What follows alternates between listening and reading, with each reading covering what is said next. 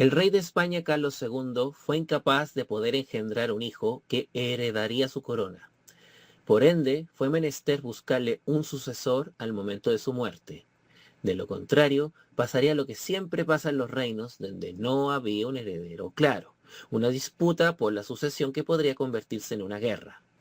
A través de dos tratados de partición, se intentó elegir un sucesor para Carlos II, junto con la manera de repartirse los dominios españoles entre las potencias europeas. En el primero de estos tratados, dichas potencias eligieron como sucesor al hijo del rey de Baviera, José Fernando, pero murió al poquito tiempo, obligando a buscar un reemplazo, y este fue el hijo del imperator del Sacro Imperio Romano Germánico, Sacro Imperio de ahora en adelante, quien era archiduque de Austria, Carlos.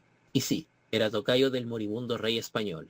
Pero Carlos II estaba en desacuerdo con esta última elección y decidió elegir al joven Felipe Duque de Anjou, el nieto del rey francés Luis XIV, posiblemente influenciado por su principal consejero. Si se fijan, en estos tratados de partición estaban metidas las potencias europeas.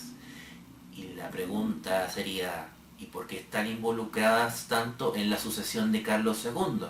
Para los reinos de Europa occidental, la sucesión de España, o mejor dicho, España, importaba por motivos que hoy día llamaríamos geopolíticos, ya que desde la Guerra de los 30 años, la cual revisamos en un video, se intentó crear un equilibrio de fuerzas entre las diversas potencias europeas para que ninguna fuera más poderosa que la otra, aunque en la práctica siempre hubo una que intentó tener la supremacía por encima de las otras.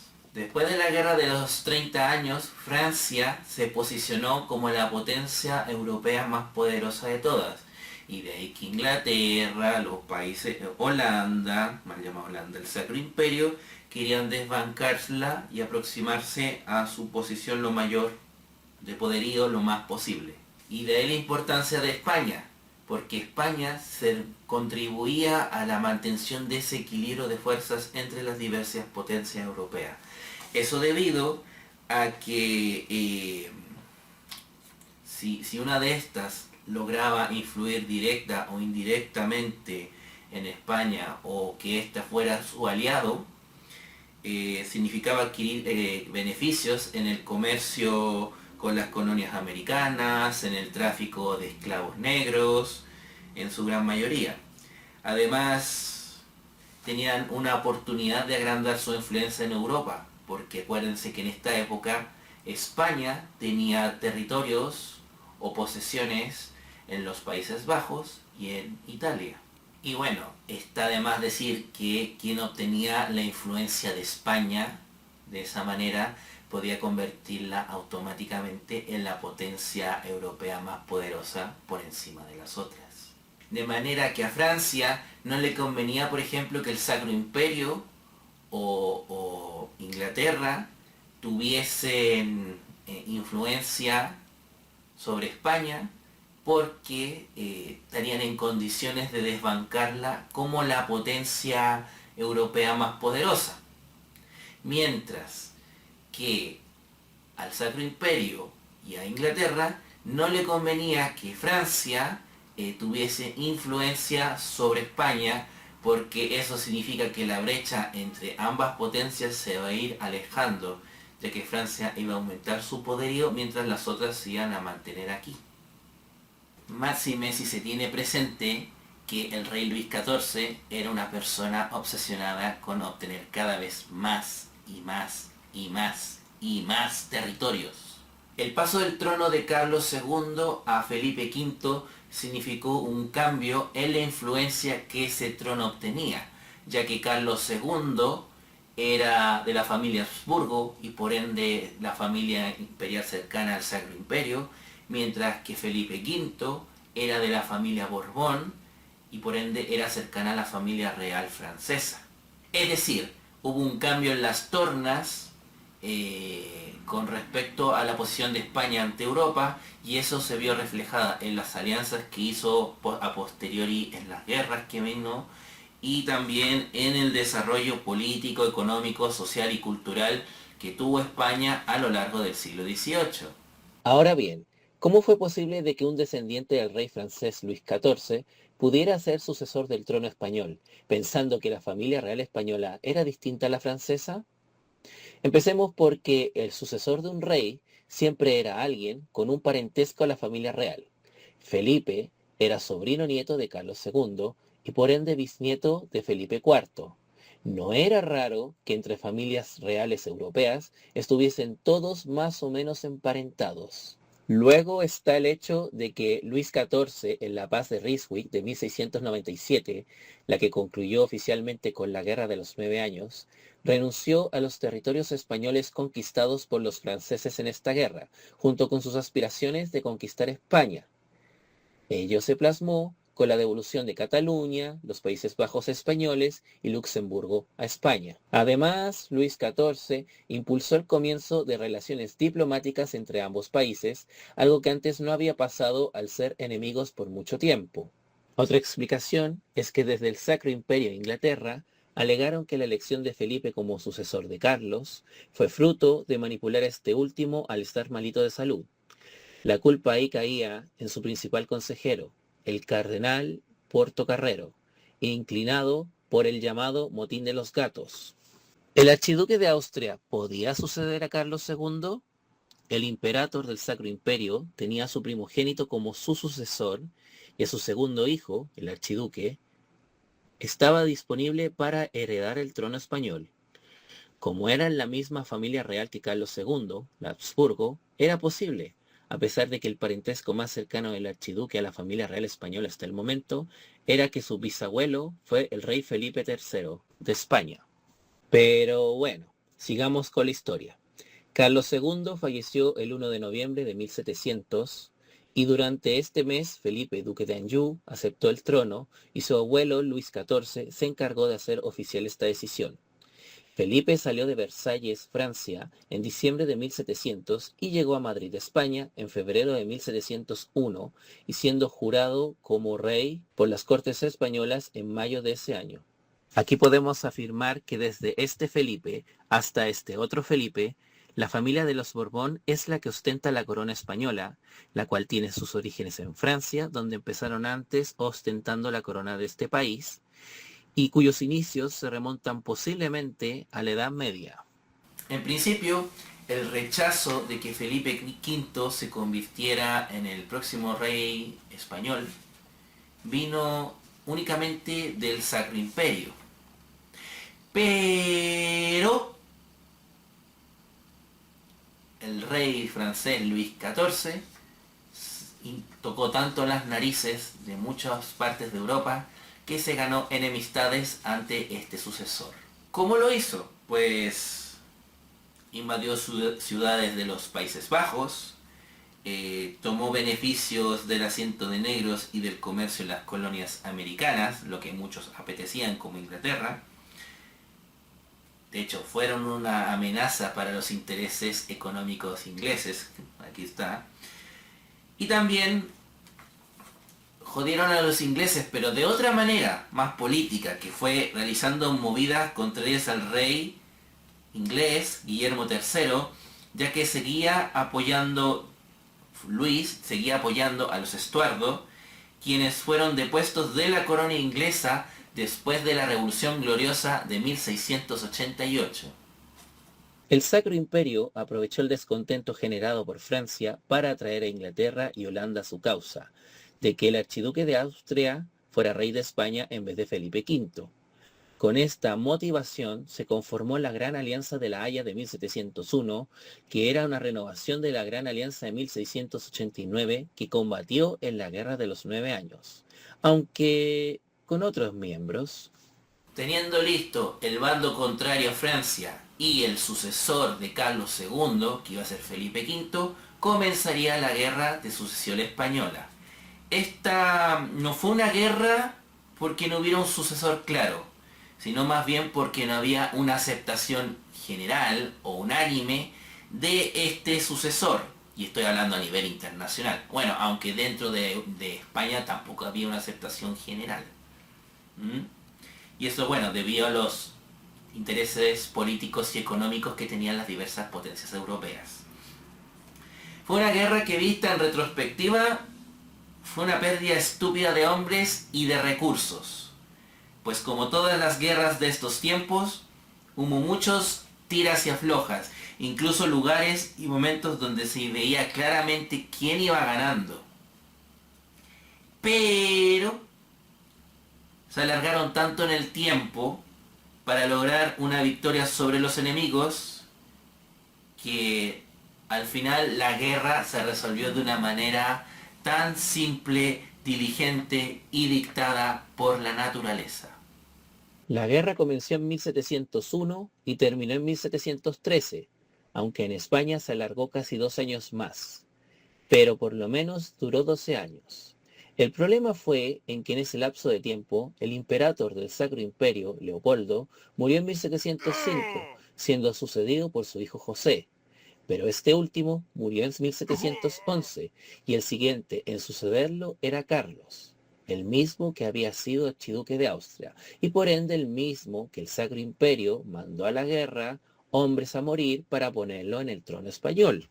¿Cuál era el problema de esto? Pues que si Carlos se convertía en imperator del Sacro Imperio y a la vez rey de España, como otro Carlos que existió en el siglo XVI, era algo que perjudicaba insoslayablemente a Inglaterra o Francia, al convertirse en la nación más poderosa del mundo, pensando que a los vastos territorios del Sacro Imperio se debían sumar los españoles, no solo los que estaban en Europa, sino que también era una buena porción del continente americano junto al comercio que conllevaba tenerlos. De hecho, en Francia pasó algo similar.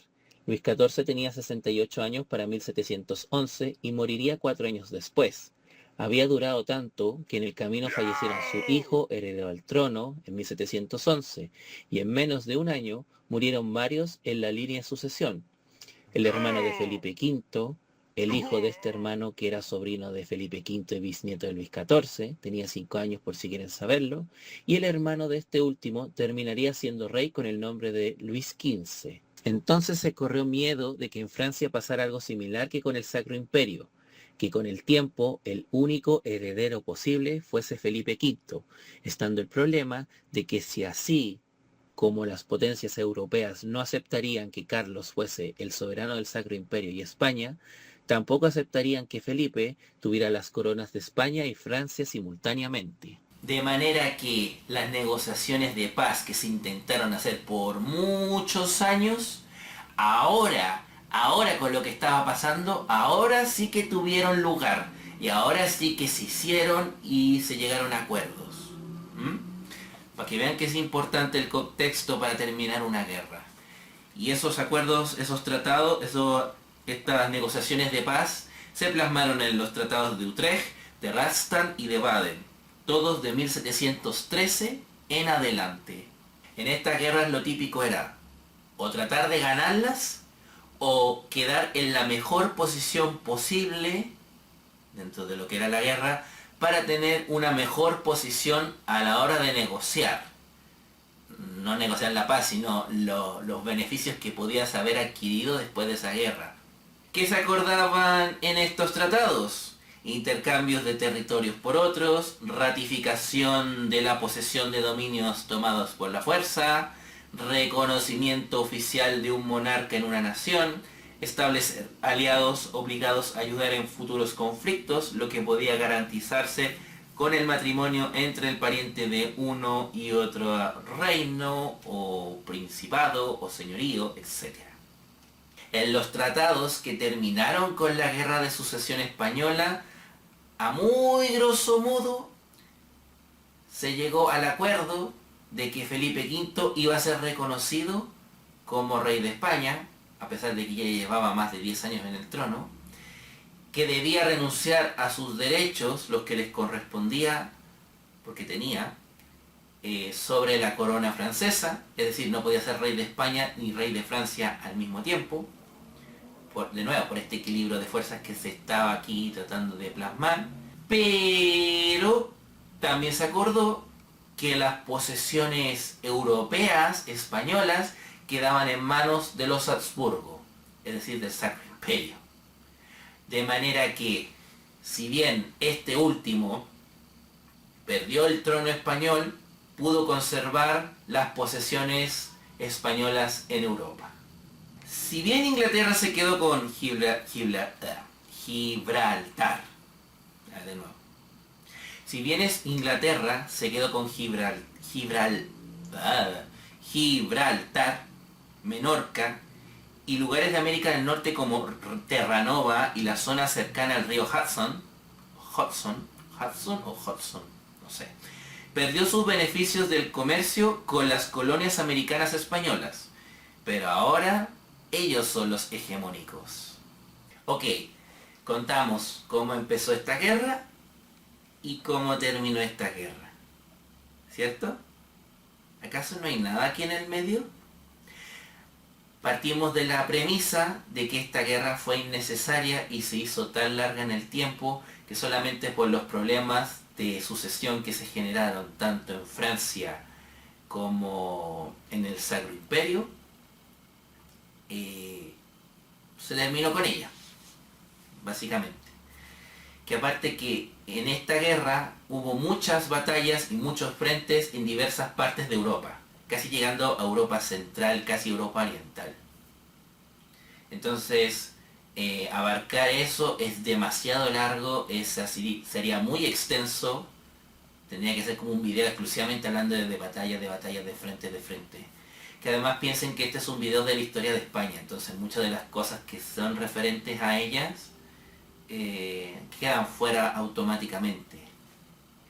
De hecho, en esta época, algo que ya venía del siglo anterior, en todos estos reinos y principados europeos, a veces estaba saliendo de un conflicto y ya se estaba entrando en otro sin que hubiera un paréntesis muy largo entre uno y el otro.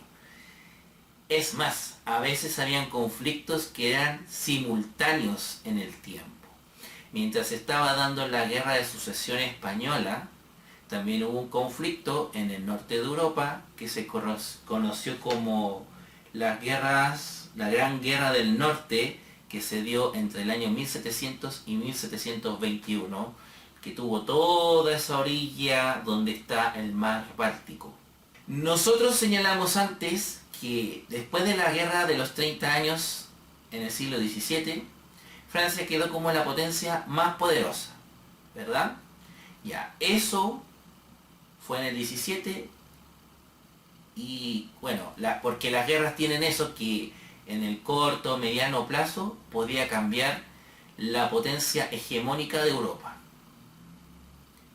Ya, Francia en esta guerra se hizo la potencia hegemónica desplazando al Sacro Imperio, ¿vale? Ya llegando al siglo XVIII, en la Guerra de Sucesión Española, los franceses perdieron esa hegemonía donde Inglaterra o Gran Bretaña terminó ocupando ese lugar. ¿En qué momento esto se hizo evidente, ese cambio? Básicamente, tras la derrota de los franceses y sus aliados en la batalla de Blenheim de 1704, que marcó la pérdida de la supremacía francesa en Europa. De ahí que ya... En cuanto a lo que podemos destacar de lo ocurrido en España con este conflicto, para empezar, que estaba dividida entre ambos bandos de la guerra. Por entonces existía la corona de Castilla y de Aragón, sin haberse fusionado o que haya una absorbida a la otra, algo mantenido al menos desde el matrimonio de estos dos. ¿Los conocen? ¿No? ¿Y si les digo que ella se llamaba Isabel y él Fernando? ¿No? ¿Aún no? ¿Y si te digo que ellos eran reyes y eran católicos? ¿Ah? ¿Ah? ¿Sí? Bueno, desde ellos. De modo bastante general diremos que la corona de Castilla era del bando francés y la corona de Aragón era del bando Habsburgo. Aunque si estudian esto con mayor fineza, se darán cuenta que incluso dentro de ciudades o regiones estaban divididos entre los dos bandos de la guerra. Pero aquí no llegaremos tan lejos con eso. ¿Cuáles eran los territorios de la Corona de Aragón? Básicamente Cataluña, Aragón, Valencia y las Islas Baleares. ¿Por qué no apoyaron a Felipe V como rey español y por ende la influencia francesa que ello conllevaba? Principalmente por el recelo que se iba a acabar con los fueros e instituciones que esas regiones de España habían conservado durante el reinado de los monarcas Habsburgo. A pesar de que Felipe V al llegar dio señales que en Cataluña ello no iba a pasar, como abrir las cortes catalanas que estuvieron cerradas desde 1632 o dar navíos de permiso para las Indias con el fin de acabar con el monopolio castellano. Si buscamos motivos económicos, tanto la burguesía catalana como la burguesía valenciana tenían nexos con Inglaterra y Holanda para hacer intercambios comerciales. Y bueno, tenemos en Valencia el caso puntual de que deseaban acabar con el régimen señorial existente sobre las tierras de la región. De ahí que fue importante la figura del general Juan Bautista Basset y la formación de los maulets. La guerra, los valencianos y los catalanes la fueron perdiendo, siendo el punto de inflexión la batalla de Almansa del año 1707, ya que con ello las tropas de Felipe V, siendo uno de sus mandos el duque de Berwick, pudieron ingresar en Valencia y retomar el control de este lugar. Para Cataluña se tuvo que esperar un poco más y fue decisivo todo este contexto que fuimos describiendo antes del término de la Guerra de Sucesión Española, ya que hay que recordar que el pretendiente al trono de los Habsburgo, Carlos, estaba ahí. Y cuando se empezó a negociar la paz que iba a terminar con este conflicto, se fue de ahí. Lo mismo pasó con las tropas anglo-holandesas, que también dejaron votados a los catalanes. Mira, al final los catalanes se quedaron solos, básicamente. Todos estos aliados europeos los dejaron votados, básicamente. Eso fue lo que pasó. Y estos, los catalanes, decidieron seguir con la guerra porque estaban en juego sus fueros e instituciones. Estuvieron varios meses aguantando el asedio hasta que el día 11 de septiembre de 1714 Barcelona fue tomada por las tropas del rey Felipe V. En Patreon hay más información sobre la guerra en Cataluña, está en un paper que voy a subir, ¿ya? Y ahí tienen más detalles sobre este punto exacto de la guerra, que igual es interesante decirlo, y sobre todo habla un poco de lo que es la diada, que es muy importante para los catalanes hasta el día de hoy. Bueno, y Baleares en 1715 fue retomado gracias a la ayuda de la Armada Francesa. En esos lugares se reprimió a la población. En el caso catalán se militarizó para evitar nuevas revueltas. También se eliminaron sus fueros e instituciones, lo que se estampó en los famosos decretos de nueva planta. Con ello se acabó la corona de Aragón y fue absorbida por la corona de Castilla.